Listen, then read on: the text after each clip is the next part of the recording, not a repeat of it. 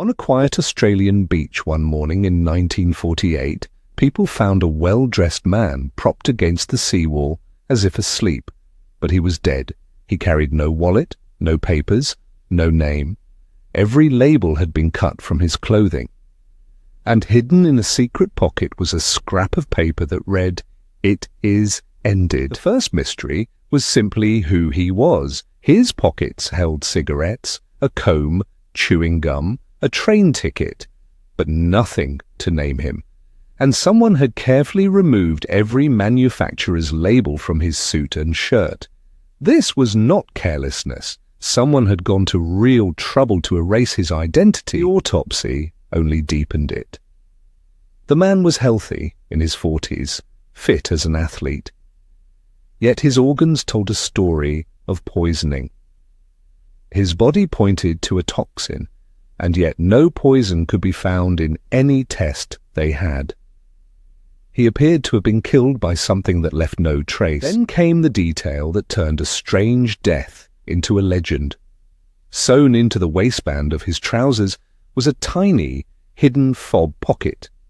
Rolled up inside it was a small piece of printed paper.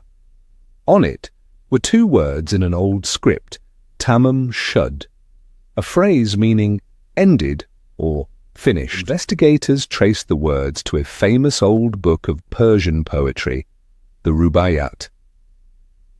The phrase was the very last line, printed on the final page.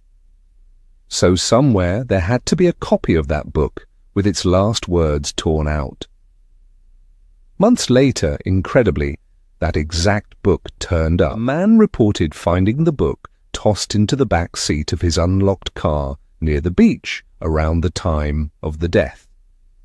And inside its cover, faint in pencil, was something extraordinary. Lines of jumbled capital letters, a code. To this day, no one has ever been able to say what it means. Also penciled in that book was a phone number. It led investigators to a young nurse who lived nearby. When she was shown a cast of the dead man's face, witnesses said she seemed deeply shaken, close to fainting. Yet she insisted she did not know him. She took whatever she knew to her grave. Timing set imaginations racing. It was 1948, the dawn of the Cold War. Not far away lay a secret weapons testing range, a nameless man poisoned by an untraceable substance carrying a coded message in a country full of new secrets. To many, it looked like the death of a spy. But every thread frayed. The code resisted every codebreaker who tried it. His fingerprints and photograph, sent around the world, matched no one. He was buried under a headstone that simply called him the Unknown Man. For decades, that was all anyone could say about him, but the case was never quite abandoned.